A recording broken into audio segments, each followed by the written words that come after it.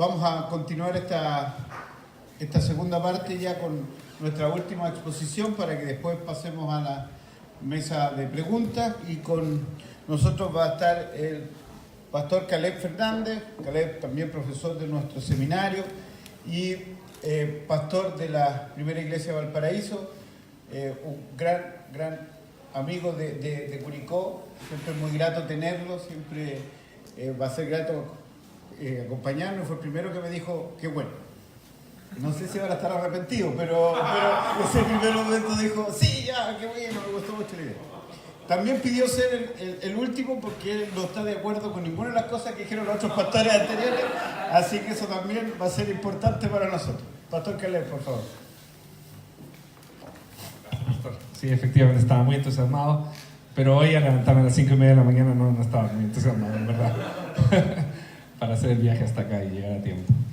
Bueno, hermanos, una bendición estar aquí para compartir un poco la experiencia. Le contaba a Jonathan ahora que ayer dije, voy a armar unas diapositivas para mañana y voy a modificar una charla que hice hace 5 años sobre Valparaíso, y dije, sí, ya vamos a hacer algo para pasar.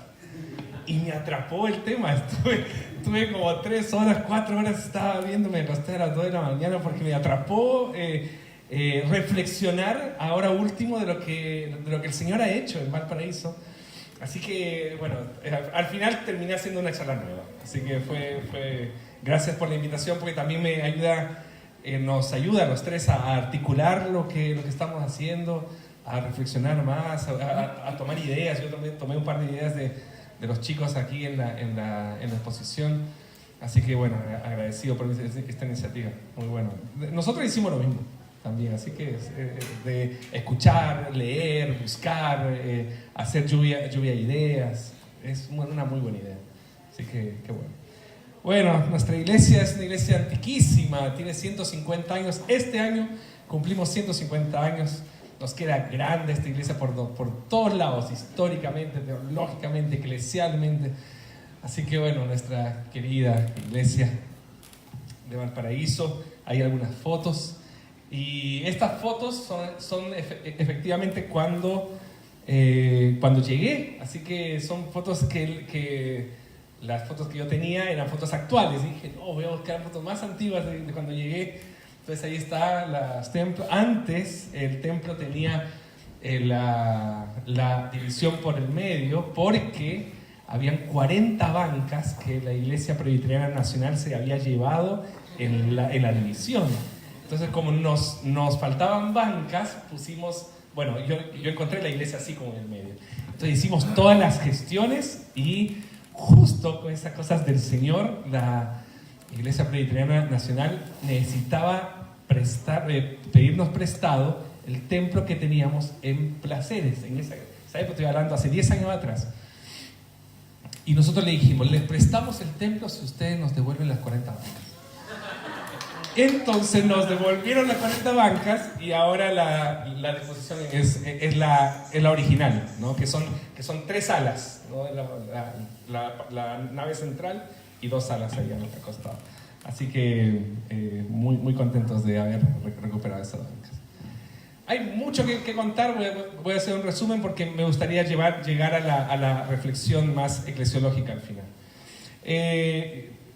La iglesia tuvo una nueva oportunidad, yo lo veo así, una oportunidad del Señor, esto, ¿no? Y no encajaba mucho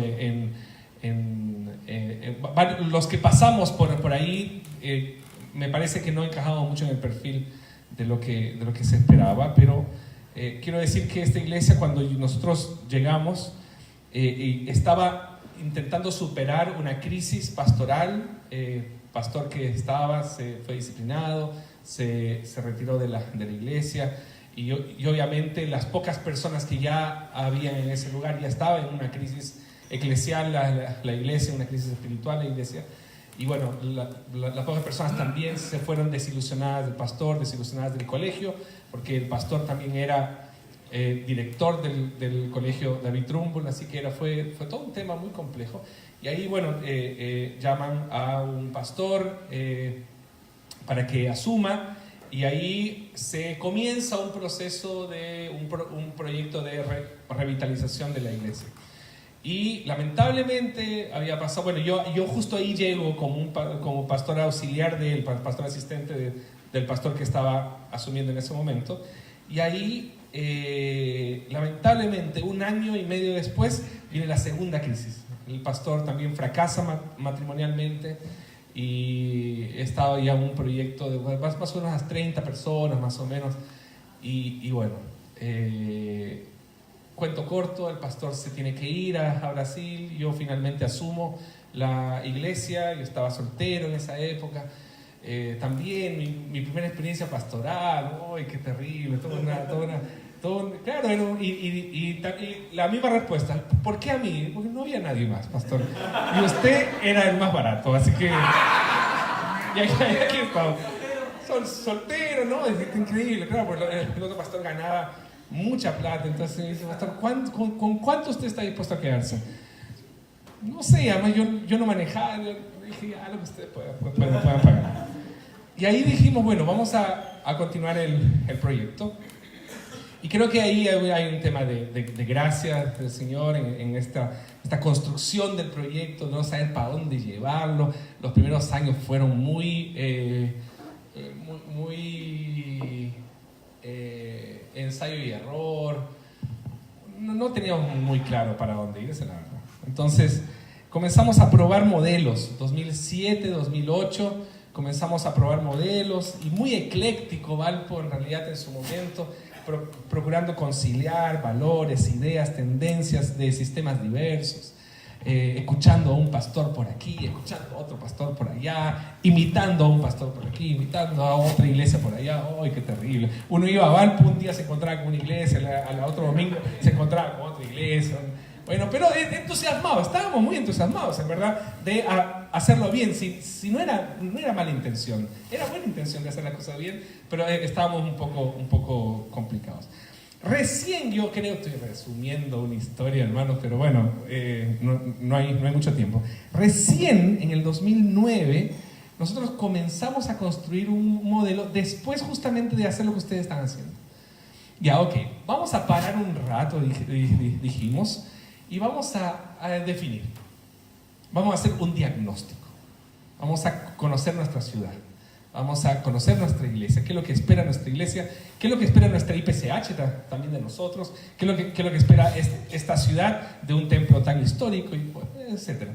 Vamos a parar un poco, y comenzó un proyecto en 2009. Ahí es donde nosotros decidimos al menos 3 cosas que más o menos podrían llevarnos en una ruta, que es el tema del concepto de Missio Dei, que la iglesia no tiene una misión, nosotros nos sumamos a la misión de un Dios misionero, en entender la ciudad y cómo Dios quería alcanzar Valparaíso, sumándonos nosotros humildemente a esa tarea. Después el tema de que era inevitable la herencia histórica de un templo antiquísimo. Ese templo era el templo evangélico históricamente de la iglesia, y había perdido esa categoría. Con todo lo que implicaba de muchos presbiterianos que durante el 2006 hasta el 2009 yo participé y realicé no sé cuántos funerales de gente que había pasado por la iglesia. No, es que mi tío o mi abuelito venía a esta iglesia, entonces a él le hubiera gustado hacer su funeral aquí. Bueno, ya venga con su funeral. Entonces hacíamos, no sé, mucho. ¿Sí? Me imagino que tenía que pasar a Diego. Bueno, y ahí comenzamos a trabajar, y yo le puse a la siguiente diapo el primer error, pero creo que soy muy injusto. No fue el primer error, porque nos ayudó necesariamente. Fue el primer error en el sentido de cómo complicamos nuestro proceso, pero fue súper bueno para ordenar la iglesia. Entonces nosotros aplicamos un modelo eclesiológico que se llama la administración estratégica, que es muy complejo. Es muy complejo porque es ordenar la iglesia en cuanto a organización, a gestión, a participación, a sustentabilidad, a monitoreo y evaluación. Funcionó. Llegamos ese año, armamos la iglesia, la ordenamos, pero claro, terminamos noviembre, diciembre agotadísimos los líderes, no queriendo más guerras, renunciando a sus cargos. La iglesia ordenada, pero el tema es que no haya líderes capaces de continuar el proyecto. Y eso fue como en el 2010. Y ahí nos llegó un maravilloso libro que se llama Iglesia Simple. Y ese libro fue como una Biblia para nosotros. Fue como, ¡ay, qué buen libro! Porque comenzamos... No nos gustó mucho en cómo lo simplificaba demasiado, pero tomamos la idea principal. Y entonces comenzaron nuestras batallas. ¿Sí? Y nuestras batallas, esto lo hice ayer, porque comencé a recordar los problemas de aquella época con el power que yo tenía de hacer. Y claro, nuestras primeras batallas, o nuestras batallas en el medio del camino, porque creo que nosotros ya estamos en otra etapa, creo que ya no estamos en la etapa de revitalización, ya estamos en una etapa de consolidación, pero en la mitad de la etapa de la revitalización teníamos estas batallas que habíamos descuidado en función de la organización y la gestión, habíamos descuidado la intercesión y la renovación de la visión. Y nos habíamos olvidado de orar. Confiábamos mucho en nuestros recursos, en gente muy valiosa. Valparaíso no es hoy lo que es por la figura del pastor, sino por gente muy valiosa que llegó y el Señor dijo, ahí está la gente. Si no la hacen, ya retírense. Porque con esta gente van a trabajar muy bien. La verdad que llegó gente muy valiosa. Pero claro, confiamos mucho en ellos y nos olvidamos de orar. Después, la caída del interés y la motivación en la espiritualidad del compromiso. No porque gente estaba mal espiritualmente, sino porque las estábamos reventando. O sea, estábamos haciendo que Valparaíso tenga un nivel de actividad y de programas que, claro, de afuera era envidiable porque hacíamos un montón de cosas, pero dentro el motor estaba ya sobrecalentado, estaba muy, muy complicado, faltaba aceite, faltaba oxigenación, etc. Así que obviamente había una caída. Y después la indiferencia en la integración de nuevas personas, porque claro, de pasar de 10 personas a pasar a 80 personas, estamos bien, hay una cierta comodidad, estamos bien. Entonces vamos a trabajar con estas personas, a pesar de que el templo era grande y siempre se veía vacío, ya muy poca indiferencia a la integración a nuevas personas. Y la disminución del interés en la confección de nuevos proyectos, porque claro, estábamos saturados de muchas cosas. Y ahí llega este libro, nos ayuda a entender mejor el tema de la iglesia simple y comenzamos a pensar acerca de eso. Y yo les quiero mostrar una que lo busqué, bueno, no lo tenía. Hay estas imágenes estuvieron por todo el templo de Valparaíso. Si ustedes conocen el templo de Valparaíso, es grandísimo, es un elefante, tiene 3 pisos, muchas salas, y el templo también es muy grande y todo eso. Entonces llenamos el templo con estas figuras, porque esa fue la recomendación. Comencemos a cambiarle la idea a la gente que esta iglesia solo es una máquina de actividad. Entonces comenzamos a ver las 5 tipologías del Nuevo Testamento de la iglesia, los 5 claves o ejes de la iglesia. La primera, proclamación, que tenía que ser motivadora, desafiante, dinámica, profunda. Después, enseñanza, una congregación que crece en calidad, crecerá también en cantidad. Después, servicio, todos en algo, no todos en todo. Comunión, conflicto cero, administrando conflictos con sabiduría. Cada una tiene su aplicación, pero voy a avanzar más. Adoración tiene que ser solemne, inspiradora y comunitaria. Y testimonio, una comunidad para la comunidad. Entonces ahí comenzamos a trabajar, a cambiar un poco y nosotros comenzamos a eliminar actividades. Aquí más arriba.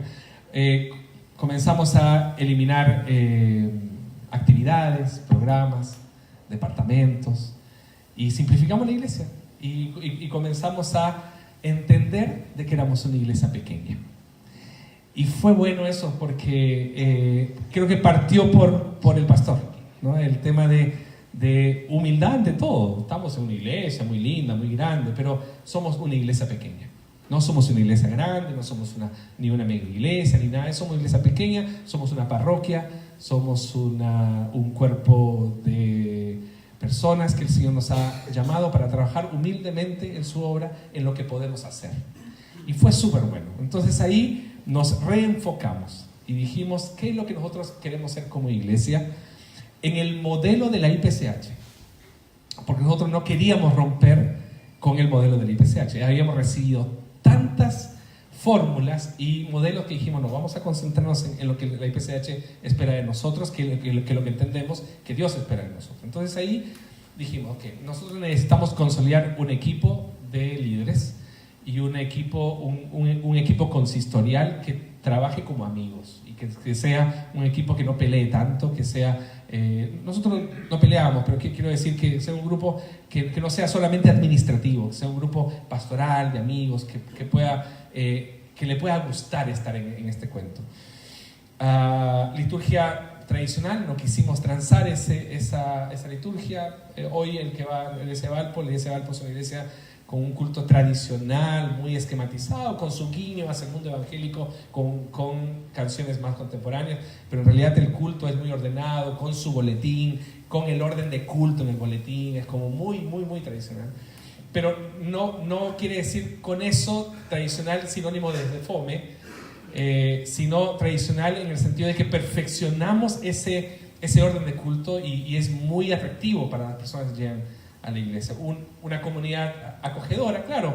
Si habíamos disminuido todas estas actividades, lo que quedaba eran las personas, que era un poco lo que los chicos ya estaban hablando, que el enrejado y la vid también lo leímos, era necesario leerlo, era como no preocuparnos por el enrejado, sino por la vid, por las personas, y eso ayudó mucho. La comunidad se transformó en una comunidad acogedora. Departamentos discipuladores, el mismo concepto que impactó a Diego me impactó a mí. La iglesia no funciona por departamentos, la iglesia funciona por discipulados. Es en el pastoreo uno a uno, en la construcción de un caminar juntos. Ahí es donde se desarrolla la iglesia. ¿Por qué? Porque los departamentos lo que hace es que no está mal. Nosotros tenemos todos los departamentos, así que no hay ningún problema con el tema, sino es que el cristianismo se construye a partir de la pesca artesanal y no de la pesca industrial. Entonces, cuando uno plantea la iglesia solamente en focos de actividades, estás lanzando una red, pero no necesariamente estás pescando en esto de ponerte a esperar, ¿no? Esto de poder conversar con la persona que estás pescando. Eso es otra. El cristianismo es así, ¿no? El cristianismo nunca fue masivo en esta idea del discipulado. Sí fue masivo en el sentido de la misión, pero no necesariamente en el discipulado. Entonces, ahí fueron condicionantes en nuestras batallas algunos aciertos. Ya les conté algunos desaciertos. Entonces, ahí comenzamos a pensar en los aciertos que hasta hoy continúan siendo los aciertos de la Iglesia Presbiteriana de Valparaíso según la misericordia del Señor. La primera es centralidad en la predicación y enseñanza de la palabra de Dios. No hay la posibilidad de que alguien suba al púlpito de Valparaíso sin una preparación exhaustiva de su estudio de la palabra de Dios. No hay posibilidad. De hecho, si no es mi padre, que yo sé que es un estudioso de la palabra, o yo, o uno de los presbíteros, los que suben, que yo no estoy muy seguro que su sermón tiene que pasar por mí primero.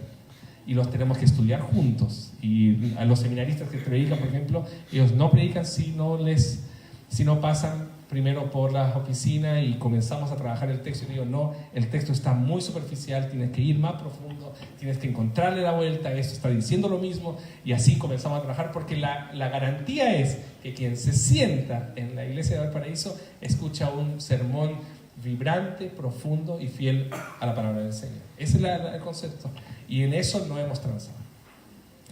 Oración extraordinaria. En esto me convencieron las hermanas. Yo tengo que reconocer. Oramos, sí, vamos a orar, sí, oremos en nuestra reunión de oración, sí, nuestra reunión de oración venían siempre, no sé si pasa eso en el barco, creo que pasa en todas las iglesias, 5 o 6 personas en la reunión de oración, ya, sí, nosotros tenemos una reunión de oración. No, las hermanas de la iglesia, 2, 3, 4, 5 eran hermanas que vinieron un día a la oficina y me cuadraron, me pusieron contra la pared y me dijeron: pastor, usted es un pastor que no ora, esta iglesia es una iglesia que no ora, y así no va. Y eso me lo dijeron en el 2012, por ahí me lo dijeron. Y esta iglesia se va a quedar así si la iglesia no. Entonces ahí me dieron un libro, me dieron otro libro, léase estos libros para que se convenza. Y nosotros vamos a orar por usted todos los jueves a las 11 de la mañana para que el Señor cambie su corazón. Las hermanas, ellas se autodenominan guerreras de oración. Y yo les tengo miedo. Cada vez que las hermanas me dicen, cada vez que las hermanas dicen: pastor, estamos orando por eso. ¡Oh, Dios! Y efectivamente, cuento corto, ha pasado muchas cosas en relación a esa comisión de oración, porque finalmente, para que algo funcione en ese proyecto, hay que hacer comisiones. Entonces el consistorio armó una comisión de oración con esas hermanas. Y esas hermanas le cambiaron la cara a la iglesia. Hoy, voy a hacer cuento corto porque la verdad que es una historia muy, muy larga, pero hoy todos los departamentos tienen que orar media hora antes de comenzar sus actividades, su regla ya. Todos los meses, los primeros viernes de cada mes, la iglesia tiene vigilia. Todos los jueves de 10 de la mañana a 1 de la tarde hay mujeres orando en la iglesia. Y los líderes, el consistorio, nos reunimos todas las semanas, los viernes a las 5 de la tarde, para orar 2 horas por la iglesia. No discutimos nada. Es nuestro compromiso. Nos arrodillamos en la casa de una de las hermanas, de una de las presbíteras de la iglesia, nos arrodillamos y oramos 2 horas por la iglesia. Eso ha sido para nosotros un cambio completo. A partir de ese momento, la Valparaíso cambió de cara. Cosas comenzaron a pasar en la iglesia. Y uno que es presbiteriano, uno dice: y sí, Dios, pero de verdad que yo me convencí finalmente que la oración efectivamente le genera un cambio en esta oración extraordinaria. Después, mucho tiempo después, leyendo a Tim Keller, él dice que una de las cosas vitales para la revitalización de una iglesia es la oración, pero la oración extraordinaria, por eso lo puse. La oración extraordinaria es más allá de la oración rutinaria de la iglesia. Encontré geniales. Así que Tim Keller les robó la idea a esas hermanas. Es un poco la comunidad entonces debería ser diversa. Y ahí nos planteamos la idea de lo que decía el pastor Jonathan, del diferente, del que no vendría a la iglesia de Valparaíso. ¿Cómo hacer para que esas personas lleguen a Valparaíso sin que necesariamente piensen que están llegando a un grupo elitista, que eso era un poco el concepto que tenían las personas de Valparaíso? Entonces ahí Valparaíso comenzó a abrir sus puertas de sin fin maneras, con actividades, con programas misionales, con servicios evangelísticos, con un montón de cosas. Pero lo que sirvió más, lo que fue vital, fue el 1 a 1. Ese ven y ve. Lo que me pasó a mí es ven. Yo tuve una experiencia, ven y ve. Ese ven y ve, de hecho ese ven y ve estuvo como dos años en Valpo. Ven y ve.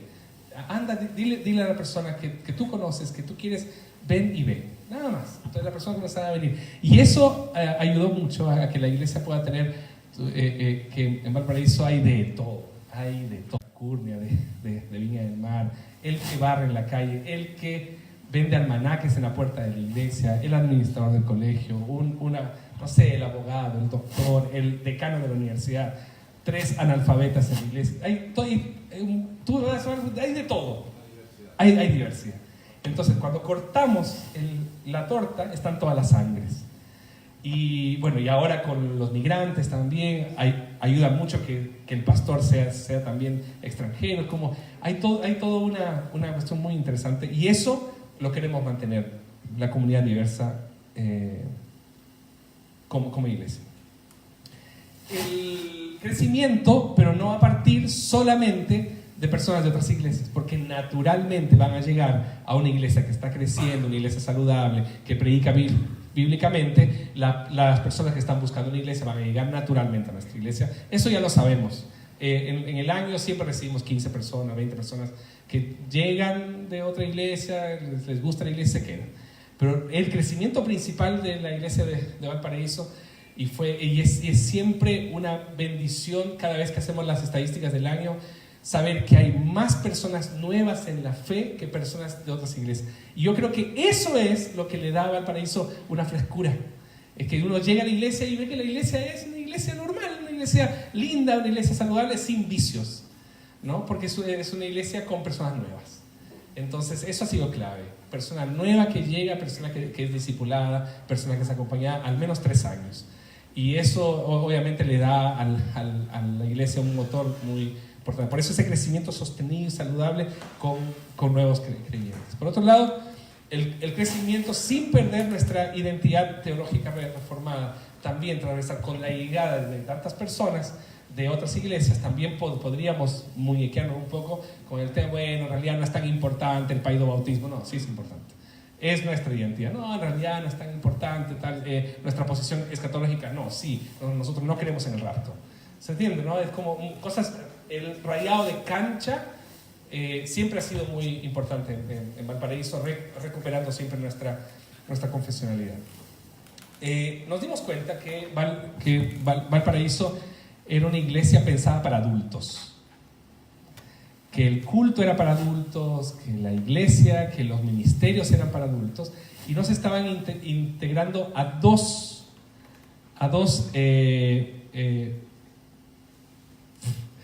¿cómo se dice fallos etarios en grupos etarios? Grupos etarios, gracias. Creo que ese está peor. Fue a propósito. Es sectario. Ahí está, ahora sí. Yo lo iba a entender como un mensaje, así como, bueno, pastor, ya terminó su tiempo. Grupos etarios. Hay 2 grupos etarios que nosotros no estábamos tomando en cuenta. Los adultos mayores que nosotros sabíamos, y miren qué arrogante, sabíamos de que iban a venir a la iglesia por defecto. Así que no nos preocupábamos por ellos, porque ellos iban siempre a estar ahí, ¿sí? Pero también no le estábamos prestando atención a los niños. ¿Por qué? Porque tenían su espacio en la iglesia y no molestaban. Entonces estábamos bien. ¿Cuál fue el tema cuando nos dimos cuenta? Cuando nos dimos cuenta nos dijeron no. O sea, al final nosotros no estamos siendo una iglesia familiar, no estamos siendo una iglesia multigeneracional. Y ahí es donde surgen proyectos importantísimos con el tema del Club del Adulto Mayor en Valparaíso, que es uno de los grupos más potentes que tenemos. Y claro, los hermanos obviamente, eso cambió la cara de la iglesia, porque obviamente algunos hermanos que no servían comenzaron a servir, aún con 70, 80 años, hermanos están sirviendo en la iglesia, por ejemplo. Y estaban invisibilizados antes. Y los niños, formamos algo que nosotros llamamos la Presby Kids, que es un proyecto muy completo, muy completo. Es un proyecto que es enseñarle a los chicos acerca del culto cristiano, enseñarle a los padres acerca del pastoreo a sus hijos y enseñarle a la iglesia que nosotros somos una iglesia familiar. Ese es el proyecto, un proyecto muy completo. Nosotros dedicamos casi 50 personas solo a ese proyecto, sumando los niños, los líderes. Están metidos ahí no sé cuántas personas, pero es un buen número de hermanos que están trabajando en este proyecto. Y el objetivo final se cumple en 2020, cuando en el 2020 el culto de la iglesia de Valparaíso deja de ser un culto para adultos y se convierte en un culto familiar, donde la participación de los niños, la participación del adolescente, la participación del adulto, del adulto mayor va a ser evidente. Este año lo estamos probando, lo vamos a probar con el que viene ahora, van a ser 7 veces. Vamos a hacer 7 cultos para ver cómo nos funciona. Y la idea del próximo año tener un culto con todo el orden de culto. Los chicos vienen aprendiendo el culto cristiano hace 1 año y medio, más o menos. Ellos saben perfectamente cómo funciona el culto cristiano, así que están preparados. Ahora estamos preparando a los padres para que sepan pastorear a sus hijos durante el culto, porque no es solamente quédate callado o toma el teléfono, ¿no? Sino es ir acompañando juntos como familia. Ha sido un proyecto muy interesante. Si algún día quieren saber más acerca de esta, escríbanme y les mandamos el proyecto. Es un proyecto muy, muy lindo, muy lindo. O si algún día quieren ir a verlo en Valparaíso, de 10 de la mañana a 1 de la tarde estamos trabajando todos los domingos en eso. Dicho sea de paso, lo mismo que se predica en el culto, se predica a los niños. Una pega para el pastor, que te lo encargo, porque el sermón tiene que estar listo el día martes para que el equipo pedagógico lo transforme en clases para las 4 clases, después pasárselos a los profesores, tener una reunión el día sábado para ver si todos han entendido bien el mensaje. ¿Por qué? Porque al final del culto los niños entran al templo y le dicen a la iglesia lo que han aprendido y tiene que coincidir con lo que yo prediqué. Entonces, una pega, hermanos. Estoy pensando en cambiar de metodología. Bueno, y ahí la liturgia tradicional con aspectos contemporáneos y comunitarios, que ya lo dije, el fortalecimiento del sistema de gobierno presbiteriano basado en un cuerpo consistorial, dejando el pastoralismo. Hemos luchado mucho con eso, con que nuestros presbíteros sean más pastorales, más presentes, más visitadores, más aconsejadores, más consejeros, quiero decir, más discipuladores, que sea un cuerpo menos administrativo y más presente en la iglesia, que es, entendemos nosotros, el fortalecimiento del sistema de gobierno.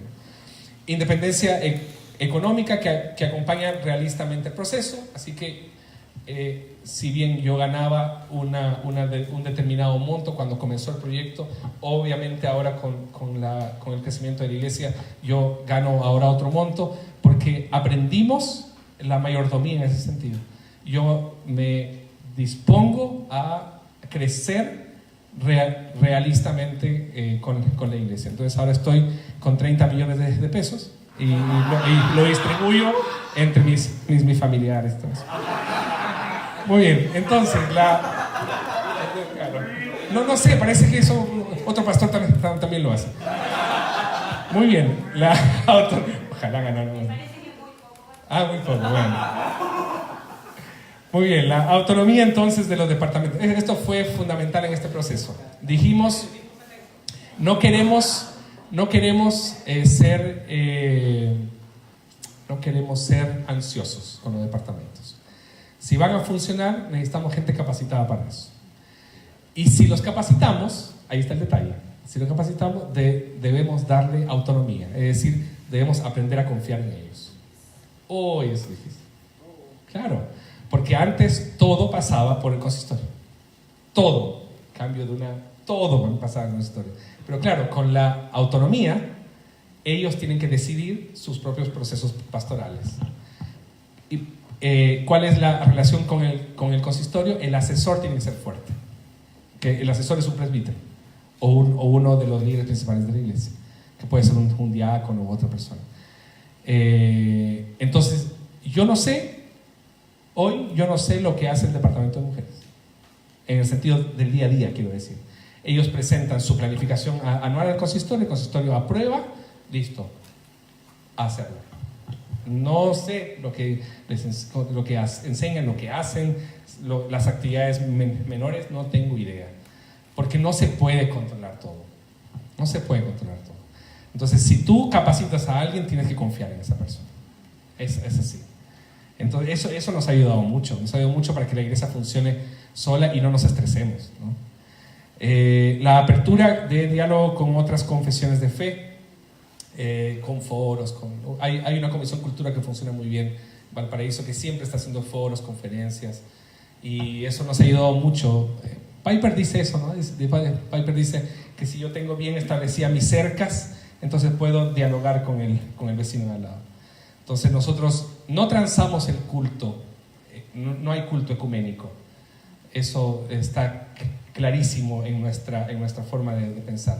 pero sí podemos dialogar en una conferencia, sí podemos dialogar en un foro, sí podemos hacer cosas juntos. Con el incendio de Valparaíso, ¿se recuerda? Los dos incendios, nosotros como iglesia fuimos centro de acopio y nos unimos con otras, con los testigos de Jehová, con los mormones, con los judíos, no judíos, nos juntamos para ayudar a la ciudad. Entonces, no confundimos las cosas. Una cosa es ser ecuménico en cuanto a lo litúrgico y a lo teológico, y otra cosa es este diálogo. Y así, interesante, nos ganamos el respeto otra vez de ser la Catedral Evangélica de Valparaíso, ¿no? Porque sabemos dialogar en ese sentido.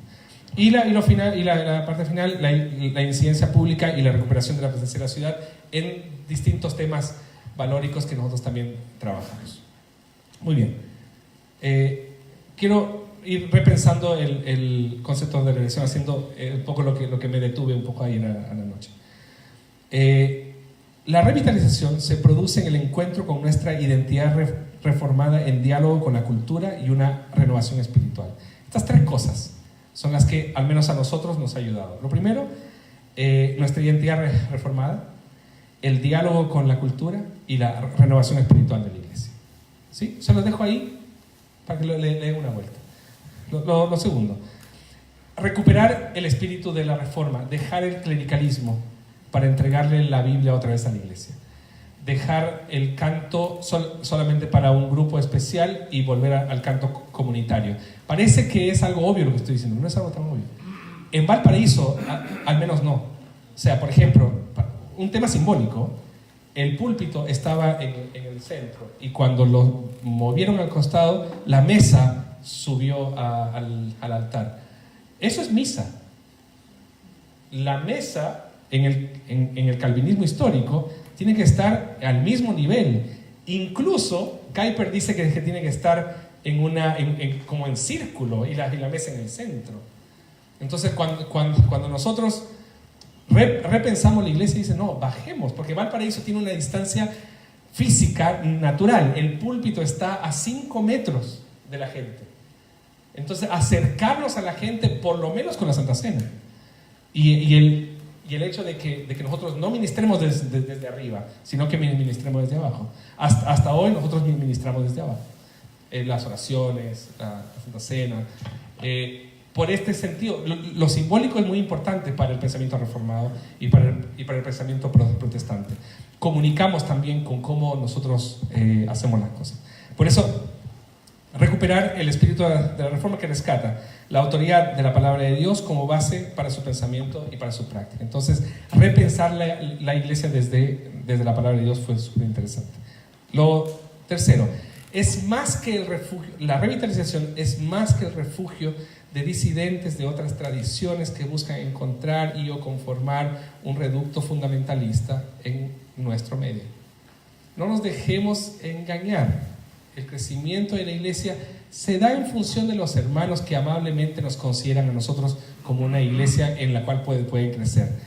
Pero no podemos transar nuestra forma de ser iglesia presbiteriana de Chile también. Nosotros tenemos una identidad histórica, teológica, cultural que nosotros no podemos transar. Eso somos como iglesia. Entonces cuando viene alguien y alguien de otra iglesia y viene y me dice, no, es que la iglesia, en la verdadera iglesia reformada, eso me lo dijeron, en la verdadera iglesia reformada no debería haber presbíteras mujeres. Bueno, pero nuestra constitución lo autoriza. Y tú no vas a venir a cambiar eso. Si quieres cambiarlo, únete a nosotros, hagamos el proceso largo, y es el proceso correcto, entendemos nosotros, conversémoslo como iglesia, llevémoslo al presbiterio y después al sínodo. Pero no vengas a nosotros a imponernos una cultura que tú crees por tus estudios que es así. ¿Se entiende la idea? Eso produce vicios en la iglesia, eso produce discusiones que distraen el foco. Estamos enfocados en la misión y el compadre está preocupado si... Claro, sí cantamos, eso también. Una persona, yo me voy de esta iglesia porque aquí no se cantan salmos como en el Salterio de Ginebra. Retírese. Pero ojo, con el ánimo de crecer, Muchas veces nosotros transamos, bueno hermano, ya bueno, vamos a conversar, vamos a ver la posibilidad, con el ánimo de crecer. Hay que tener cuidado con eso. Nuestra identidad IPCH no se transa, y se transa solo en el sínodo. Cuando en el sínodo decidimos cosas, muy bien, entonces transamos. Pero si no, tenemos que alinearnos a una sola forma de ser iglesia. Lo otro, genera la revitalización genera un espacio de encuentro, diálogo y comunión que diversifica visiones y praxis de los reformados. Lo reformado no es solo una forma de ser iglesia. Eso es lo lindo del pensamiento reformado, que es muy, muy amplio y que genera muchas posibilidades misionales para la iglesia. Yo se lo voy dejando ahí como para que lo vayan discutiendo después. La revitalización es la realidad de una iglesia que entiende y asume el carisma como una expresión del Espíritu.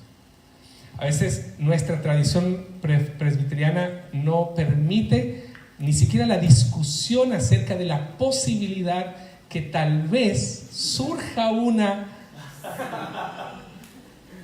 Bueno, ya me entendieron. De que exista la manifestación del Espíritu en medio nuestro, ¿sí? Ojo, yo no me estoy metiendo en el tema que si los dones se cesaron o no cesaron, sino en el que naturalmente una iglesia renovada espiritualmente es una iglesia donde el Espíritu también se mueve con libertad en la vida de la iglesia, levantando vocaciones, levantando adoradores, levantando una iglesia capaz de llevar naturalmente la misión. Eso en muchas expresiones, en muchas formas de entender el carisma. El carisma no es solamente caerse, no es solamente levantar las manos, no es solo hablar en lenguas. El carisma, si lo entendemos como lo entendemos, es la presencia del Espíritu soberano en la vida de su iglesia y con todo lo que eso implica, ¿no? La revitalización también visualiza una reacción estratégica que supere el consuelo de ser calidad y no cantidad. No por ser presbiterianos vamos a ser pocos. ¿Cómo es? Somos pocos pero buenos. Por favor, no. Si nosotros, el Señor nos sabe, Efesios 4:16 nos dice que la fuerza del espíritu ministerial de una iglesia produce crecimiento. En amor, produce crecimiento. Lo natural de un cuerpo es que crezca. Entonces yo no me contento con la idea de pocos pero buenos. La iglesia tiene que seguir creciendo. ¿Usted cree que si Dios, no sé si soy muy osado al decir eso, pero usted cree que si estamos haciendo las cosas bien en una iglesia, si estamos predicando fielmente la palabra del Señor, si estamos capacitando discípulos, el Señor no va a mandar más gente a esa iglesia para que nosotros les ayudemos a salir al mundo y expandir el reino de Dios? Claro que sí. Yo no. Puede ser que Dios diga que no también, pero la verdad que hay que trabajar en función de que el Señor quiere que nosotros crezcamos, no solo ministerialmente, sino también numéricamente. Por eso, no sé si más, se lo voy a mostrar para que vea lo que la iglesia entendió. Esto. Una congregación que crece en calidad, crecerá también en cantidad. Y nos preocupamos por eso, de enseñar a la iglesia en ese sentido. Muy bien. Esto. La revitalización visualiza la revitalización refuerza la idea de comunidad inclusiva en la búsqueda de ser una comunidad heterogénea, diversa y transversal. Yo sé que lo inclusivo hoy es un lenguaje muy de la ideología de género. Déjenme explicárselo. La discapacidad. La discapacidad para nosotros fue un lindo tema.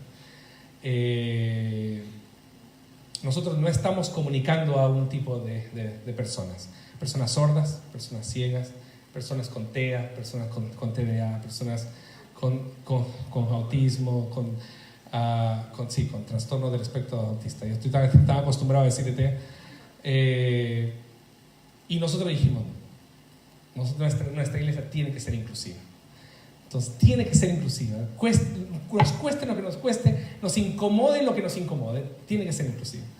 Y ahí comenzamos a trabajar. Hoy Valparaíso tiene un ministerio potente con sordos, tiene un ministerio con ciegos, la Presby Kids está pensada en chicos con déficit atencional, con TDA, con TEA, con autismo, con chicos Down, y eso implica, hermanos, recursos humanos, porque para cada chico con ese tipo de trastorno tenemos un profesor que se dedica solamente a esa persona. Imagínate, un chico autista necesita la presencia de un profesor, y tiene su profesor y su suplente.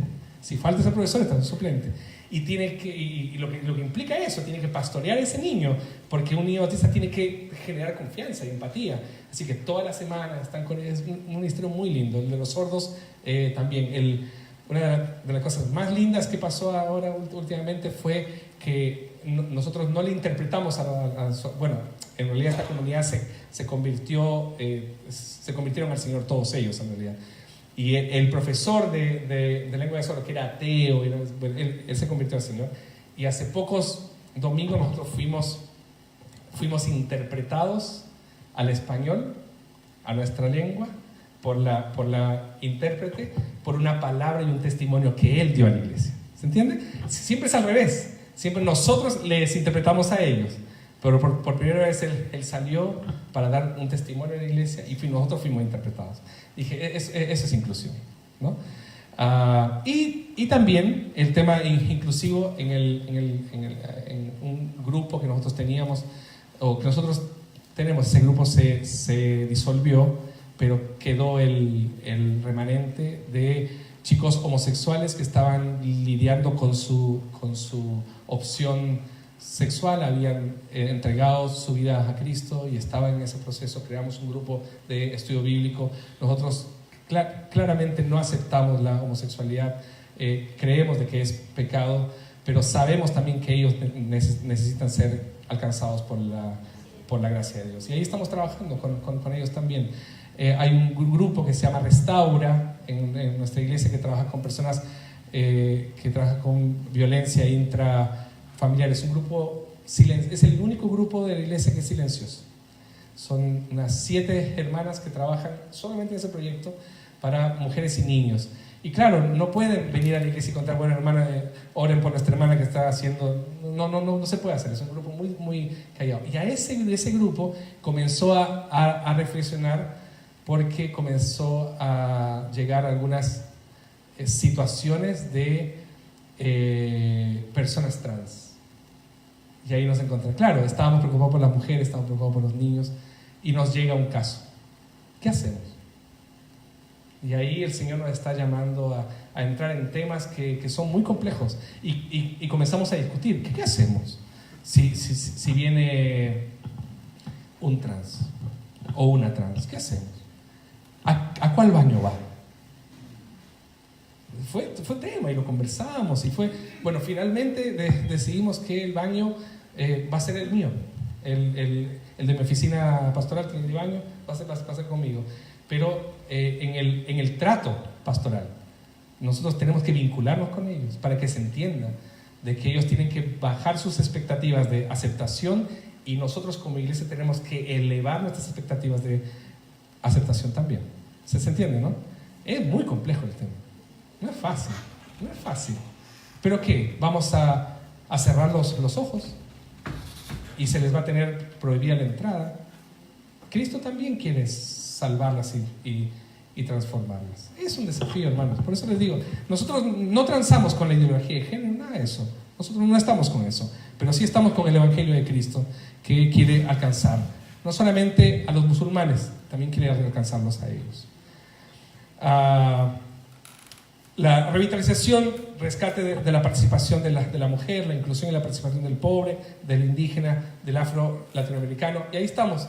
Los migrantes llegaron para quedarse, parece, ¿cierto? Y tenemos ahí a Maya, a Mamay, que uno lo comienza a conocer. Tienen historias fascinantes. Después tenemos un par de venezolanos, y comienzan a llegar, y claro, es súper lindo y es súper dije el ayudar a las personas, y yo te voy a dar mi bolsa de comida o de ropa, o te voy a acoger en la iglesia, no sé cuánto. Lo difícil es cuando nuestras hijas o nuestros hijos, mis hijas comienzan a enamorarse de ellos.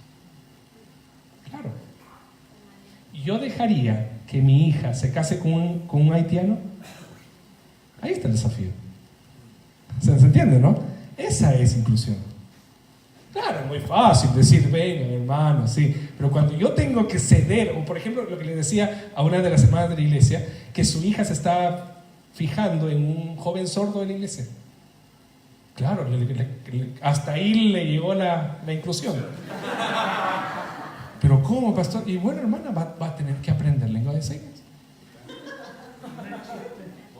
Sí, se entiende, ¿no? Muy lindo eso, es muy linda esa idea. Bueno, eso, de la mujer, la inclusión y todo eso.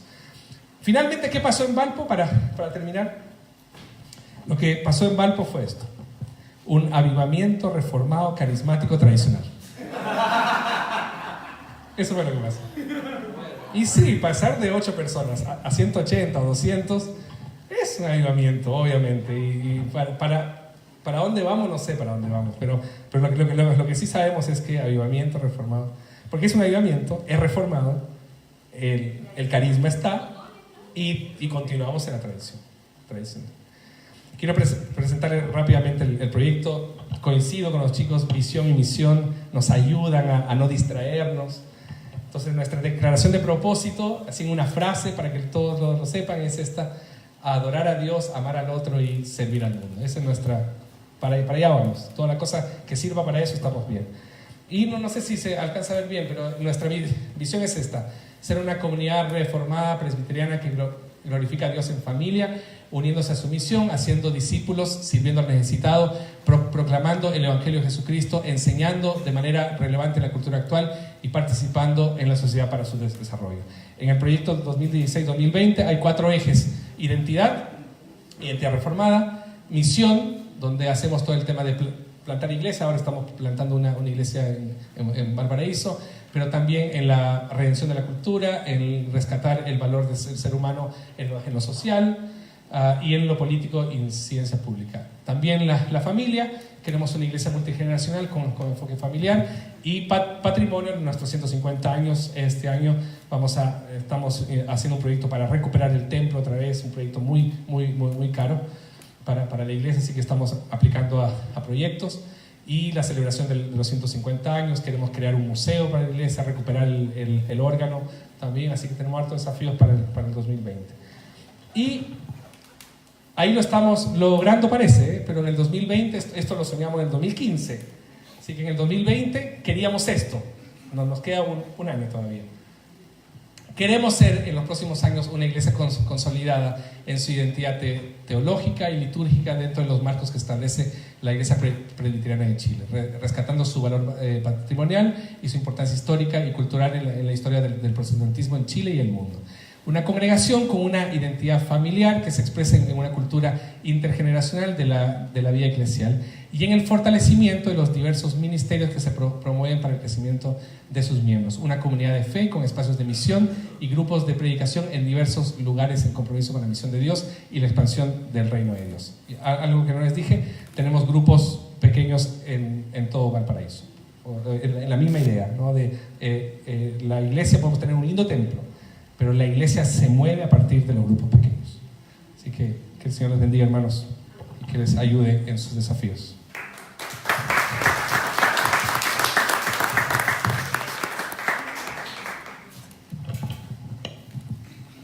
Muchas gracias, pastor. Les invito a los pastores aquí a pasar aquí adelante, porque vamos a comenzar nuestra ronda de preguntas. Le vamos a pedir al pastor Caleb que si tiene la amabilidad de compartirnos la presentación. Ya me la envié para subirla a la página ahí de la iglesia de Curicó y poder tenerla ahí para poder desarrollar estos puntos. Agradecido. Entonces, mi hermano, la idea es que aquí no vamos a hacer preguntas. Por favor, levantamos la mano. Vamos a ir con un micrófono ahí que unos hermanos nos van a ayudar para que pueda escucharse bien. Hola, sí. Pueden responder, y también está ese fijo para que puedan. Entonces, me voy a mover, levanta la mano, voy con el micrófono, dirigimos la pregunta, si a todos o a algún pastor en especial, y comenzamos. Yo, mi hermano Oscar, usted levantó la mano primero. Hola queridos pastores, gracias por estar con nosotros acá en Curicó y tengo una pregunta para cada uno. Sí, esa es la idea. Dentro de las muchas, yo creo. Sí, bueno, la primera pregunta es para Jonathan. Voy a darle a cada uno para que los otros tengan tiempo de pensarla también. Jonathan, tú al principio hablaste de que partiste la tarea un poco más fácil que los demás, ya que partiste plantando una iglesia de la nada. Y hablaste de 15 líderes que partiste de este proyecto, por decirlo así. Obviamente que en ese paso del tiempo, estos 15 líderes, lo más probable es que no estén hoy en día los 15, por diferentes motivos. Mi pregunta es, ¿cómo enfrentaste a esa situación? Y de alguna manera, dentro de esos 15, ¿cómo se pudo sustituir a uno o hiciste el trabajo con los que quedaban? Esa es mi pregunta para Jonathan. Para Diego. Diego hablaba y mencionaba de que llegó a una iglesia con tradición, por mucho tiempo, grande, que habían departamentos conformados, damas, niños, varones, y ahí se hizo una pausa, Diego.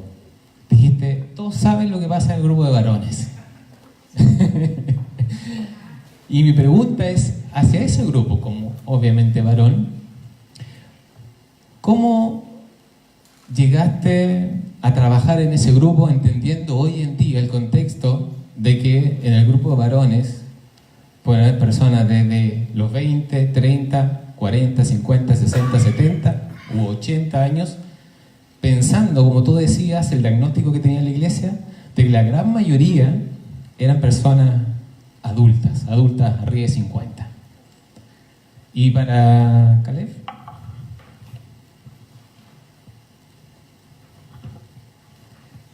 Algo que me quedó bastante dando vuelta en mi cabeza, Caleb, una de las cosas que tú dijiste, y lo mencionaste y lo repetiste 3 veces, es decir, es un principio bíblico, dije yo, lo repitió varias veces porque algo quedó en mí, y tiene que ver un poco con el tema del liderazgo que hablaste tú, en el sentido de un consistorio sólido, que incluso dijiste de que debería ser más pastoral que administrativo. ¿Cómo llegaste a ese diagnóstico? Ahí está la otra pregunta.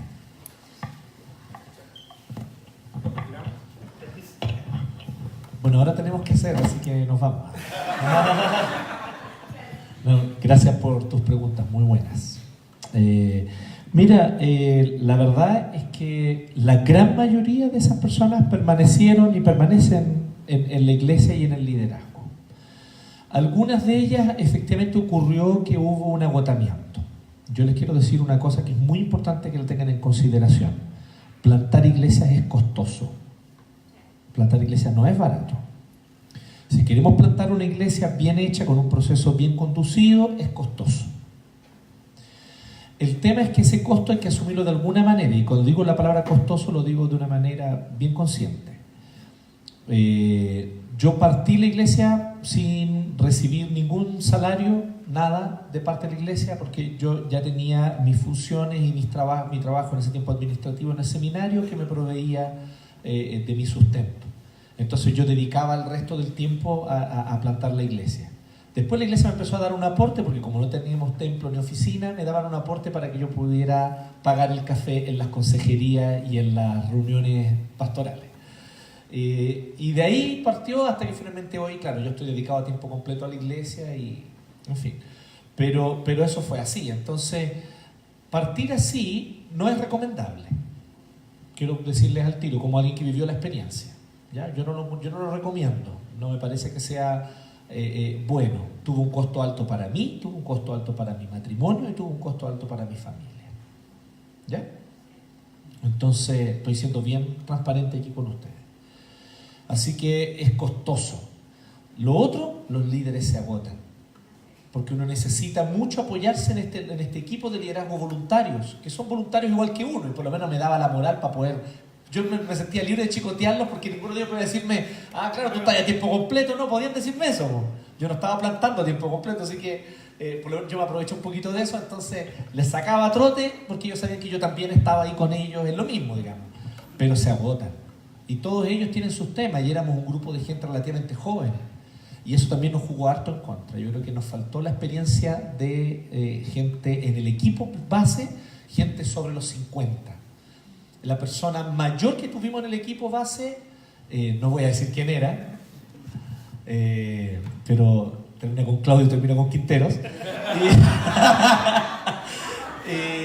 Y él estaba en los 40 y poco en ese momento, ¿sí? ¿Cierto, Elisa? Tú que lo conoces, estoy hablando hace 7 años atrás. Tenía 40. O sea, imagínate. Y recién casado, se había casado después que yo. Yo tenía más años de matrimonio que él. Y los primeros años de matrimonio son en general complejos. Y, en fin, entonces era todo un tema de que las personas con las que nosotros contábamos era gente joven, era gente que estaba viendo sus propias etapas en su vida matrimonial, algunos teniendo sus primeros bebés y teniendo que adaptarse a ese nuevo estilo de vida. Yo mismo estaba con mis 2 niños, eran guaguas, ellos crecieron con la iglesia, ellos no conocen otra iglesia, conocen muy poco. Entonces ellos son presbiterianos, aman su doctrina, aman la Biblia, pero ellos llegan a una iglesia tradicional con escuela dominical y no lo pueden creer. Y ellos dicen, papá, fuimos a una iglesia que tiene salas. Y ellos quedan así impresionados y había dibujos bíblicos en las paredes, o sea, las salas de los niños, ¿me entiendes? Nosotros no tenemos porque arrendamos espacio los domingos y hay que adaptar el espacio para que tengan su clase. Entonces ellos crecieron así. Entonces, claro, la gente se agotó. Entonces, ¿qué ocurre? Que no todos están en el liderazgo hoy, pero todos o casi todos son parte de la iglesia y son parte activa. Entonces, la idea fue, hay que formar nuevos líderes. El grupo de gente que se empezó a congregar fue inevitable. Llegó gente por causa del canal de YouTube, que fue una... No voy a evaluar si fue buena o mala idea, pero lo tenemos. Pero llegó gente que no era nuestro foco. Nosotros queremos enfocar en los no creyentes para evangelizar a no creyentes.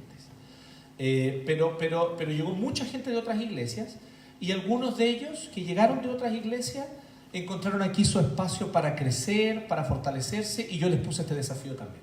Si tú vienes de otra iglesia para acá, si tú conoces al Señor, y especialmente si vienen de otra iglesia presbiteriana, primero que todo yo les decía, no me dejes mal con tu pastor ni con tu consistorio.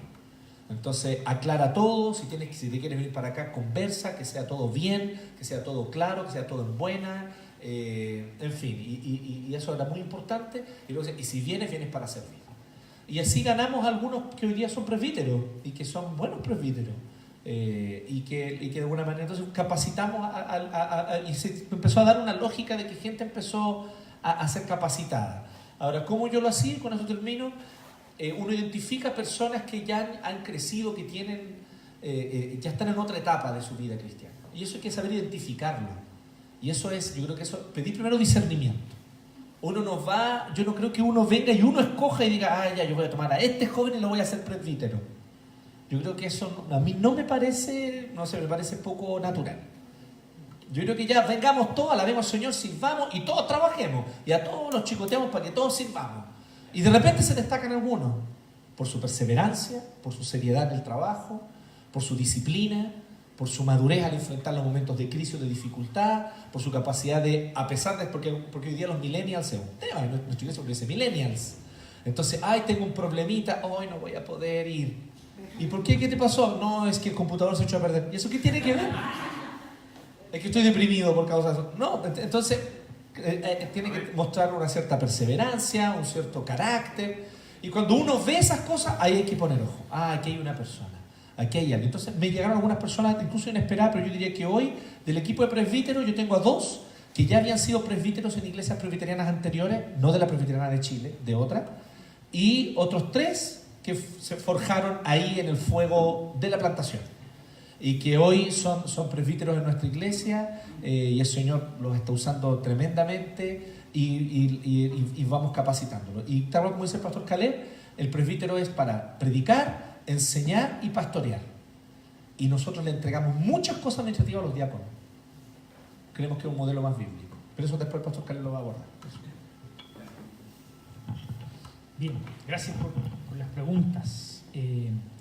Respecto del departamento de varones en particular, la razón de esa pausa tiene que ver un poco con un tema histórico y que pasa en todas las iglesias presbiterianas. Siempre cuando uno entra a comparar, y ninguna comparación es justa, entre el departamento de damas o de mujeres o femenino y el departamento de hombres o varones, existe una diferencia abismante en términos de organización, de perseverancia, en términos de actividades, particularmente porque en Concepción el departamento de mujeres es un departamento muy bien organizado, muy fuerte, que se reúnen semana a semana a interceder por la iglesia, a compartir la comunión entre ellas, a estudiar la palabra, que era algo que finalmente en un modelo anterior no estaba tan presente.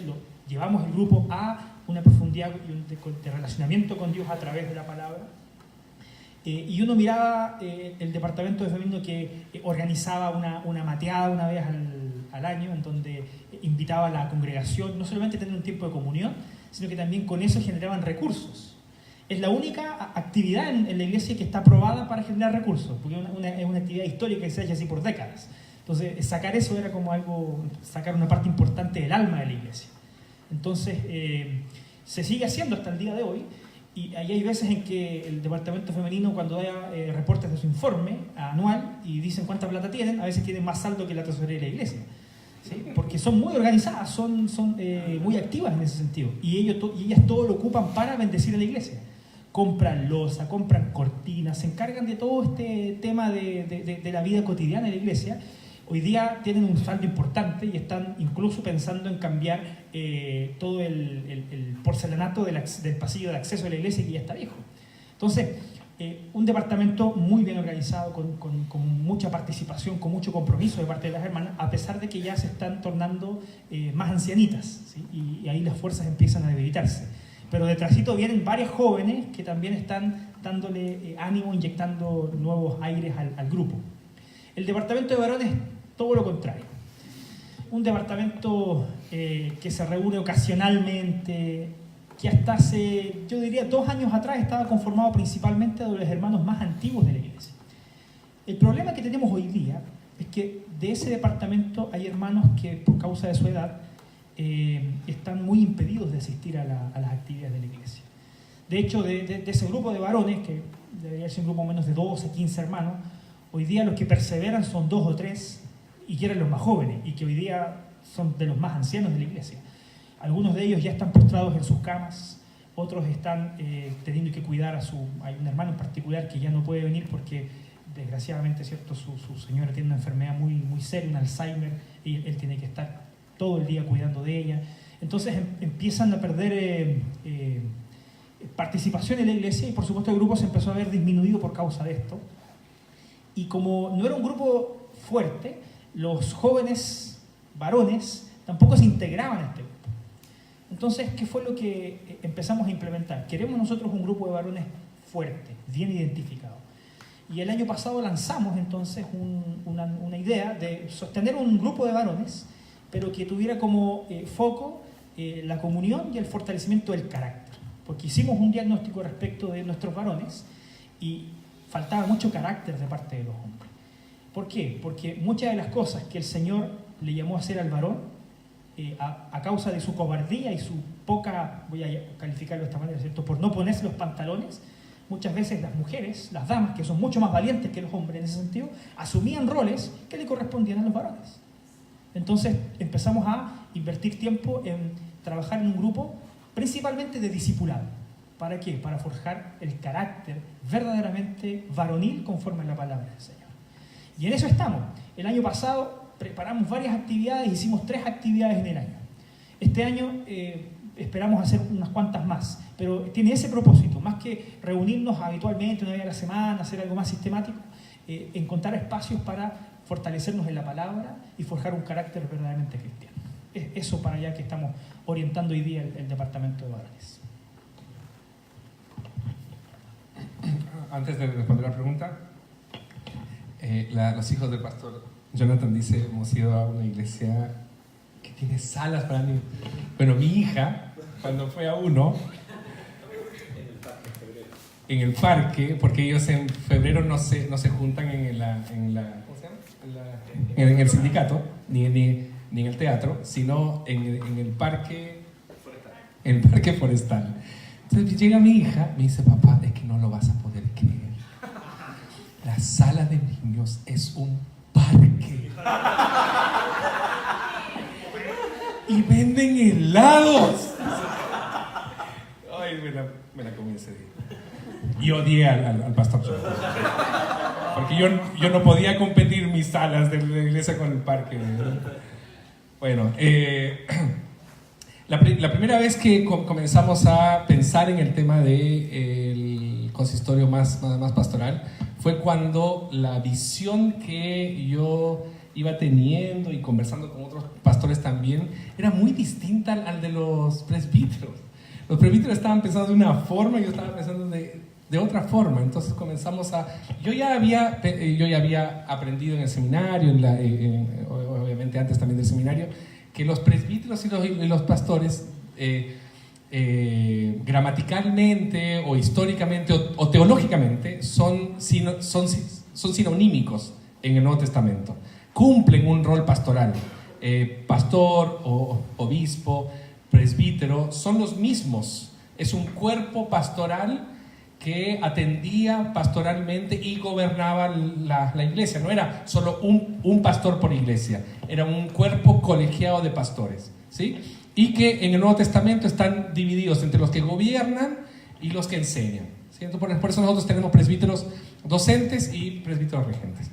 Pero eso lógicamente en la institucionalización de la iglesia y en la forma en la que en que nuestras iglesias fueron formadas y forjadas, se comenzó a hacer una división que le hizo un flaco favor a la interpretación bíblica que nosotros entendemos que es fiel a la Escritura, que es que todos cumplen un rol pastoral. Entonces al final se terminó siendo que el pastor cumple ese rol pastoral y los presbíteros solo administran y gobiernan la iglesia.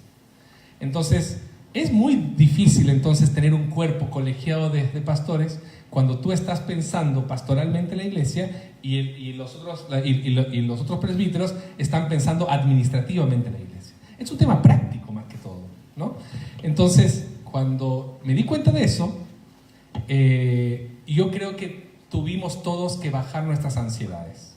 Porque claro, si uno se pone fundamentalista en esa cuestión, entonces comienza a exigirle a un presbítero elegido legalmente en una asamblea, exigirle ciertas prácticas y dones que tal vez no tenga, o que no los ha desarrollado, o que no ha sido capacitado para eso. ¿Se entiende?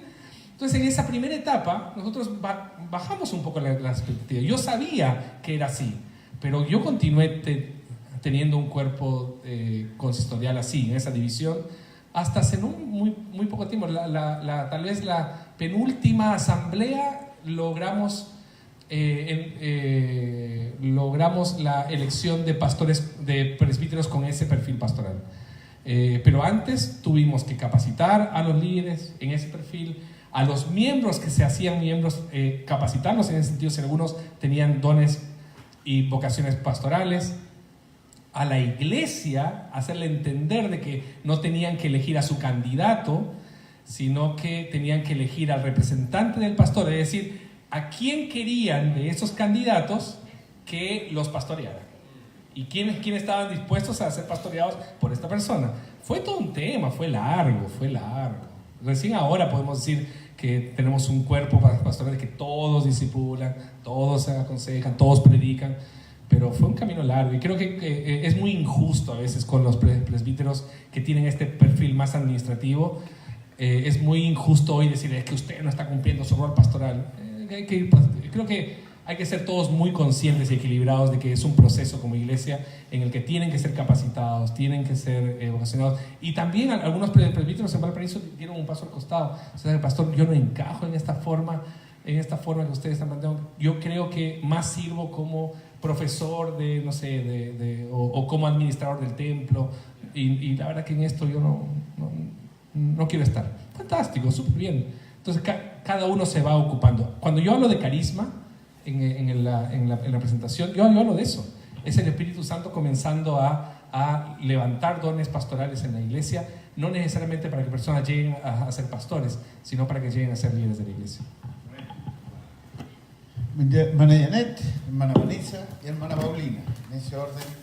Bien concreta la pregunta para que vamos a hacer. Ya. Los tres han hablado del tema de célula, nano iglesia, grupo pequeño, grupo con vida, X nombre. Pero mi pregunta... Con vida es más lindo, ¿no? Sí, yo lo conozco de grupo de vida, grupo con vida, algo así. Pero mi pregunta es para Diego. Tú llegaste a una iglesia mucho más tradicional, donde me imagino que no habían grupos de vida y habían cultos miércoles, martes, jueves, cultos muy tradicionales, martes, jueves y domingo, escuela dominical y todo. ¿Cómo fue el cambio al grupo de vida? ¿Qué tan difícil fue? ¿Cómo fue adaptar a la gente? ¿Y cómo fue capacitar a la gente también entendiendo que el grupo con vida no es algo aparte, sino que es propio de la iglesia? Bien. Bueno, voy a aclarar el tema entonces, porque en realidad yo llegué a una iglesia que tenía grupos pequeños. Tenía. Pero era una iglesia que tenía y que veía en los grupos pequeños, o grupos familiares, como ellos les llamaban, una carga adicional a todo lo demás. ¿Qué hicimos nosotros en realidad? Evaluamos bien cuál era la funcionalidad y el valor de estos grupos dentro de la vida de la congregación. Y descubrimos que en realidad nuestros departamentos cumplían esa función. Nuestros departamentos cumplían la función de recibir, acoger, y lo que nos faltaba era entregarle más herramientas para discipular. Por lo tanto, decidimos nosotros conservar solamente 2 grupos, pero estos 2 grupos tenían como objetivo la formación de un grupo plantador. Decidimos dejar al grupo de las Lomas, que finalmente se transformó en un grupo plantador, y un grupo en Hualpén, que por circunstancias históricas, lamentablemente hoy día ese grupo dejó de funcionar, pero esperamos reactivarlo en un proyecto conjunto que estamos pensando ya con Lomas. ¿Por qué? Porque en la puerta de entrada a nuestra iglesia y donde se vivía la comunión eran los departamentos. Entonces empezamos a fortalecer ese trabajo. Y cada departamento, la idea es que también no solamente sea una actividad en la semana más, sino que se generen comunidades dentro de esos departamentos. Que las personas se conozcan, compartan, que se inviten a cenar, que se inviten a tomar once. Es decir, que no sea una mera actividad donde vamos, nos juntamos por edades y disfrutamos un tiempo y después cada uno vuelve a su vida. Que realmente se transformaran en departamentos con vida comunitaria. Gracias a Dios eso lo logramos imprimir. Hoy día principalmente el grupo más fuerte es el departamento de jóvenes, que es más amplio, y nosotros tenemos lo que llamamos la comunidad Misión Reforma. Nos juntamos en la casa a comer. Nos juntamos en la casa de alguien, vamos a comer, comemos completos, pizza, vemos películas. La idea es que se genere eso de vivir la vida de la iglesia a través de manera transversal. Este mismo departamento de jóvenes se propuso un año a visitar a toda la familia de la iglesia. Y los jóvenes iban a tomar once con las familias más antiguas. Porque sabíamos que había que integrar también a la iglesia. Entonces, para nosotros fue ese descubrimiento.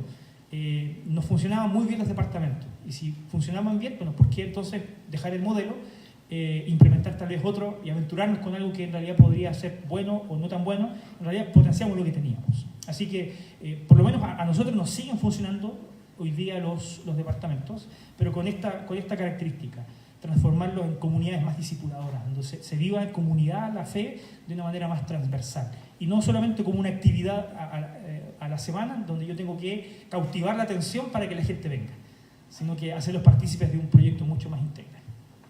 No sé, espero haber respondido tu pregunta. Hermana Vanessa, por favor, ¿te la puedes pasar tú mismo, para que se escuche bien la pregunta? Hola, bueno, esta pregunta en realidad no es mía, sino de mi hermana Javiera, que nos está viendo por la transmisión en vivo. Y su pregunta es para el pastor Jonathan. Dice, ¿cómo lo hacen para ser 150 personas y ser unidas y trabajar el perdón dentro de los hermanos? No hacemos nada.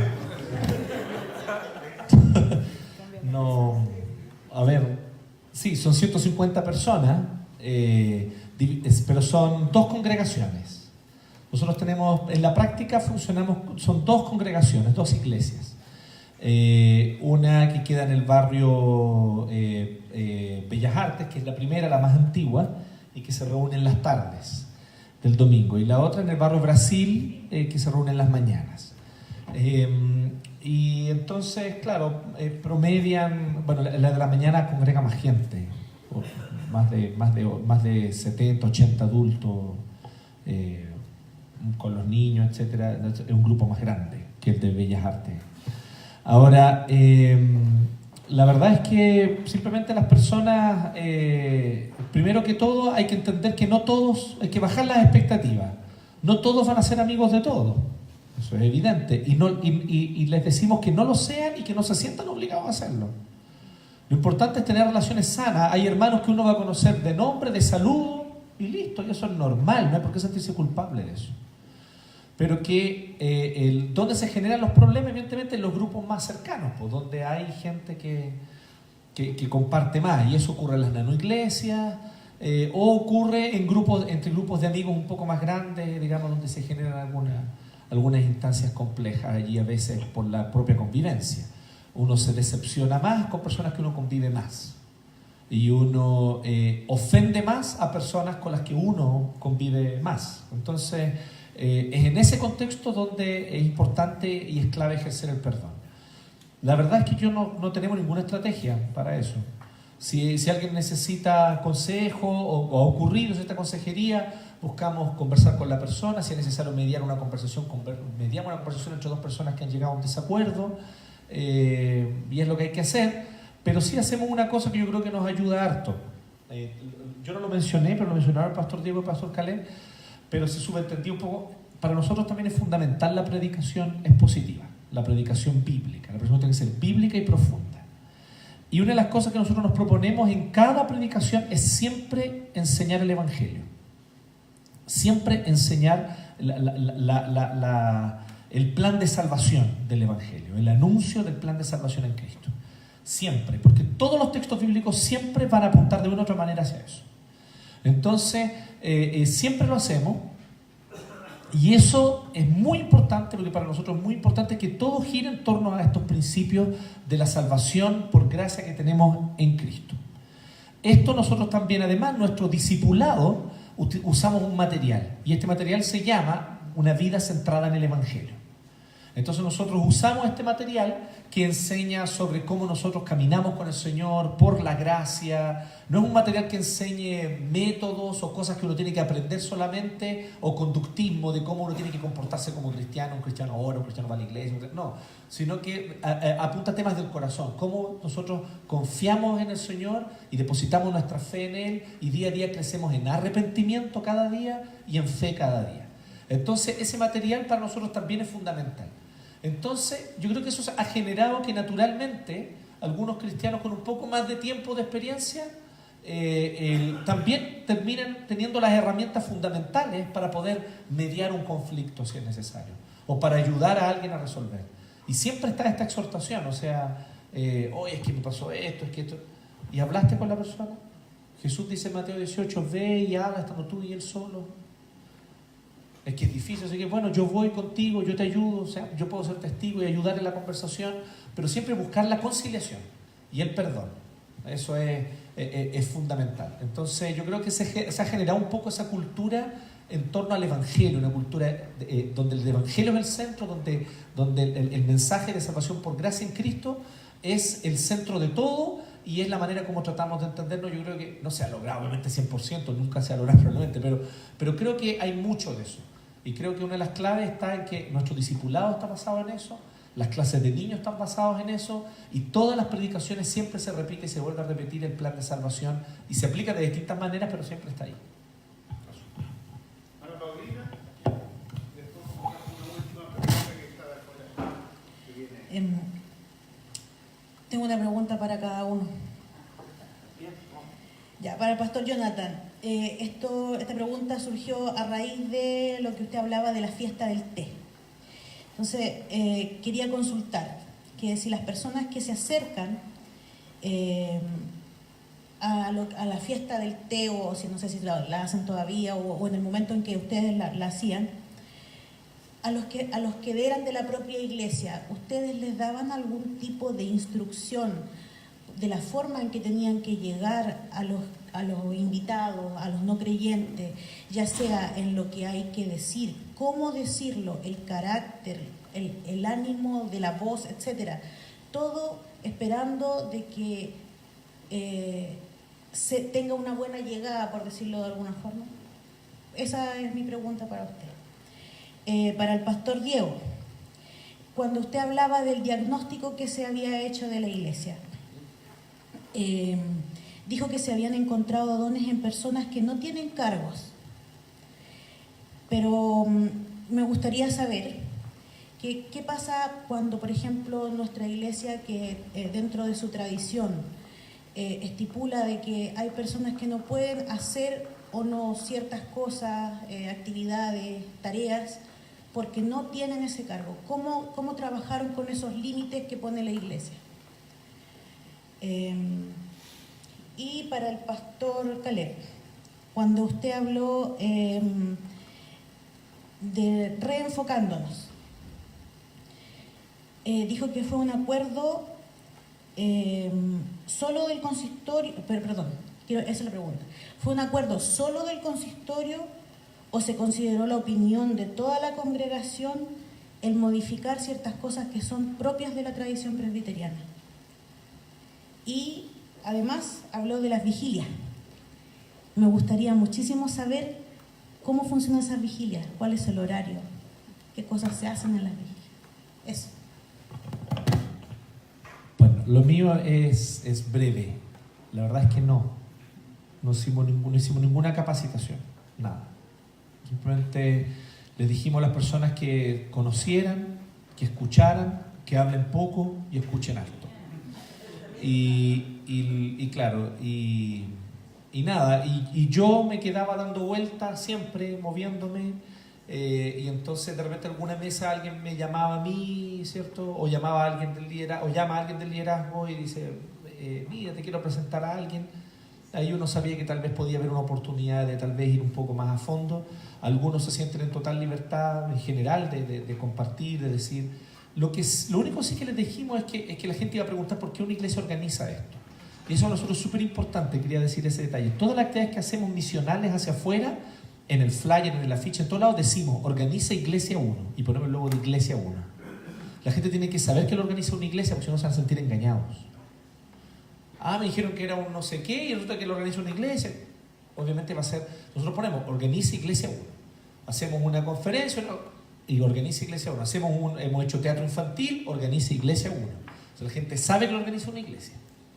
Entonces, así la gente va y ya se hace una idea. Y ahí viene la pregunta, ¿por qué una iglesia hace esto? ¿O por qué una iglesia? Entonces nosotros hablamos sobre que nosotros también, por causa del amor que Cristo ha mostrado hacia nosotros, también nosotros queremos mostrar amor hacia nuestros vecinos. Y que una manera de mostrar de manera concreta este amor es servirles una taza de té, servirlos con un programa bonito, y que eso ya es el amor de Cristo reflejado. Y ahí entonces se genera la conversación. Pero es que yo no conocí iglesias así y todo. Entonces, no, es que más allá de la iglesia lo importante es el mensaje de Cristo. Y ahí algunos de ellos hablan, digamos, y comunican el evangelio de manera más clara. Otros piden ayuda, ¿cierto? Y uno va y se acerca a la mesa. Pero la verdad es que no lo hemos hecho. Una capacitación. Bien, para no dilatar mucho la respuesta, nuestro estatuto establece ciertos requisitos y ciertos periodos incluso de participación para realizar ciertas labores. Cualquier persona que asuma una responsabilidad dentro de la iglesia debe ser miembro. Para asumir cualquier responsabilidad, mínimo 6 meses. Para acceder a cargos de oficial, diácono, presbítero, mínimo 1 año de membresía. Como se fueron muchos líderes de nuestra iglesia, nosotros nos quedamos con personas que a veces no cumplían con los requisitos. Entonces aquí yo derechamente voy a confesar lo que hice, no tengo ningún problema. Nosotros siempre dejábamos responsable de algún ministerio o departamento a alguien que fuera miembro. Pero no sé si esto es una nomenclatura mía, si la leí, si la copié de alguna iglesia. Nosotros empezamos a poner colaboradores, y los colaboradores a veces eran personas que todavía no terminaban su proceso discipulado para hacerse miembros, pero que sí tenían ciertos dones y capacidades que ya reconocíamos en ellos, o derechamente personas que se habían hecho miembros pero que todavía llevaban muy poquito en la iglesia. Las poníamos a colaborar, nunca estaban a cargo o eran responsables de una actividad, pero sí ayudaban, bajo el liderazgo de alguien que sí era miembro y que tenía que rendir cuentas al consistorio de lo que hacía, o si pasaba algo, era esa persona a la que nosotros íbamos a retar, y la persona a la que íbamos entre comillas, a pedirle cuentas.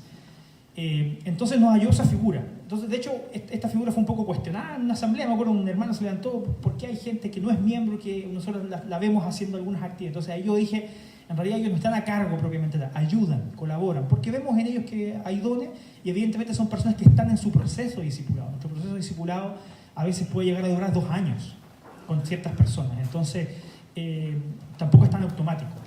Y entre comillas aquí también la necesidad tiene que caer eje, entonces uno en ese sentido también trata de apurar un poco el proceso.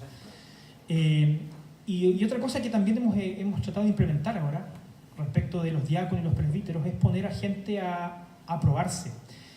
Algo que yo no mencioné pero que sí nos funcionó mucho, el consistorio de Concepción era un consistorio muy grande y llegamos a ser 11 personas. Sí. Algo que me digan, pero ¿cómo es posible? 11 personas en una reunión. Claro, lo que pasa es que nosotros teníamos 3 pastores. Yo era el presidente del consistorio y tenía 2 pastores adjuntos. Ellos participaban de la sesión y teníamos 2 presbíteros en cada local y 4 presbíteros, y vamos a tener 5 presbíteros en Concepción. Y cada equipo pastoral incorporaba gente en la que se percibían dones para colaborar también. ¿Para qué? Para probarlos, para entregarles herramientas, para que ellos empezaran de a poco al trabajo pastoral que se les quedaría, entregarle predicaciones, que nos acompañaran en las visitas, darle responsabilidad de discipulado, etc. Y así empezaron a formarse en el equipo de Chihuayante líderes que no eran presbíteros ordenados, pero que sí estaban apoyando el trabajo del equipo pastoral. Y en Las Lomas sucedió exactamente lo mismo, y en Concepción también empezamos a mirar a qué personas podemos nosotros empezar a capacitar. Lo mismo hicimos con la Junta de Diáconos. La Junta de Diáconos eran como 20 y tanto, porque teníamos 7 diáconos en Concepción, 6 diáconos en Las Lomas. Entonces, lo que hacíamos era, una vez al mes, reunión de todos. Y la reunión ordinaria era presentar informes. Ya hicimos esto. Entonces, no eran muy largas las reuniones. Las reuniones de trabajo eran locales. Cada local se reunía y planificaba sus acciones de manera más cotidiana. Y en ese trabajo también se incorporaron gente que queríamos probar. Y de hecho esas personas después eran consideradas como candidatos y presentábamos sus nombres. Hermanos, tales hermanos son candidatos a diáconos porque estuvieron 6 meses trabajando con el equipo, desarrollando, desplegando sus dones y han dado muestras de que están capacitadas para hacerlo. Entonces la iglesia confiaba un poco en el criterio de las personas que habían sido probadas. Así que un poco así lo implementamos. Pero sí, o sea, si me preguntan, alguien que no era derechamente miembro, ¿alguna vez hizo alguna actividad o estuvo colaborando? Estuvo colaborando, no lo puedo negar, porque sí los consideramos para algunas cosas. En Iglesia 1, todos pueden trabajar en todo lo que quieran. El encargado, sin embargo, que lidera cada área, tiene que ser miembro. Pero él puede contar con todos los que necesite de la iglesia. Alguien puede llegar 2 domingos y está dispuesto a apoyar en el equipo de ARME. Lleva 3 domingos y puede tocar la guitarra, ahí es un poquito más complicado porque tiene que leer un libro antes. Nunca se demora 2 domingos, pero no necesita ser miembro. No sé. Armemos una fundación, yo también hago lo mismo, así que hacemos exactamente lo mismo. En Valpo también una persona llega, pero hay una condición en Valpo, que la persona que llega, aunque no sea miembro, tiene que estar en un discipulado. Tiene que estar discipulado para que tenga un miembro que esté acompañando. Pero sí, también, no es exactamente lo mismo, así que nada más que bueno, el proceso de liderazgo de Valpo es muy en consenso y muy orgánico. No hay nada que se haga impuesto, así que a mí me carga el tema de que el consistorio venga y diga, aquí se hace lo que el consistorio diga. Tiene que ser muy orgánico, y para que sea orgánico, la palabra de Dios tiene que ser predicada y enseñada. Entonces, en la medida que el Evangelio va tomando cuenta a las personas van entendiendo la palabra, de verdad que, puede parecer muy ideal, pero es así. Yo creo que tiene que ser así. Lo que pasa es que nos ganan las ansiedades. Queremos que las cosas funcionen ahora y queremos cambiar las cosas. Yo tengo una idea que no se lo voy a contar, pero tengo una idea que quiero hacer en la iglesia y la iglesia no me está acompañando en el asunto. Y me han dicho que no un par de veces. Yo estoy orando. Con la guerrera de oración. Bien. Con la guerrera, no sé, ya les dije. Ya les dije, ellos me acompañan. Pero así es, yo no, esa cuestión de yo soy el pastor y aquí se hace lo que yo digo, no, eso no sirve. Porque es pan para hoy y hambre para mañana. La iglesia va finalmente a estar en contra en algún momento de ti. Entonces, no, es todo muy orgánico. Todos los cambios, ese reenfocándonos, fue mutuo. La congregación lo quería, el consistorio también estaba yendo para allá, así fue muy orgánico, fue muy en consensos. Eso. Y la vigilia. La vigilia son vigilias presbiterianas, de 7 a 23 horas. Y hacemos una o dos completas. Es que el templo de Valpo se la dice. Y la verdad que no estamos en la iglesia primitiva ni estamos siendo perseguidos como para hacerlo. De verdad pues la verdad, hacemos de 7 a 23 y funcionan bien. ¿Qué es lo que me gustaría a mí? Hacerlo toda la noche. Qué lindo hacerlo toda la noche. Pero la iglesia no me va a acompañar y no se lo voy a imponer tampoco. Entonces, oye, pastores, para quien quiera responder, esta es una pregunta que hace nuestro hermano Sebastián Leiva de Rancagua. Dice: hola, amados pastores, ¿utilizan el proceso definido de discipulado, en el amplio sentido de la palabra, en sus iglesias locales? ¿Cómo es y cómo funciona? ¿Quién quiere contestar eso?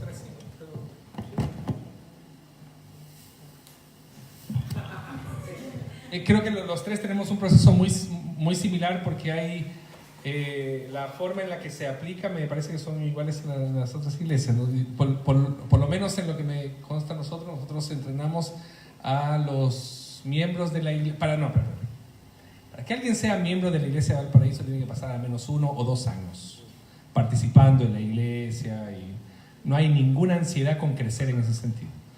Muy despacio, y la persona que llega a ser candidato a miembro de la iglesia ya sabe cómo es la iglesia, ya sabe eso, ya sabe todo, así que entra en un proceso. Pero en todo ese proceso surge un proceso de discipulado, que lo hacen solo los que son miembros de la iglesia. Pero ¿por qué anticipé el tema de que para que se haga miembro una persona de la iglesia tiene que pasar mucho tiempo? Porque el que es miembro de la iglesia está lo suficientemente maduro como para guiar a otra persona. Tenemos una serie de 5 o 6 materiales, dependiendo del nivel de las personas. Entonces tenemos un material para nuevos creyentes, o dos materiales para nuevos creyentes. Tenemos un material para una persona que viene de otra iglesia, que es el tema de doctrina reformada. Después tenemos otro material para una persona que viene de una iglesia reformada pero que está débil en su fe. Tenemos como 5 o 6 materiales que se lo encargamos a los líderes o a los miembros de la iglesia para que lo hagan con las personas. Y cuando pasan ese proceso, recién pueden aspirar a la posibilidad de ser miembros de la iglesia. Eso. No sé si hay algo más. Hermanos, damos gracias a nuestros pastores, ¿cierto? Le hemos sacado el jugo a los padres, pero damos gracias a Dios por este momento. Vamos a tener un momento de alabanza antes de despedirnos de la casa del Señor, y agradecemos el apoyo que nos dieron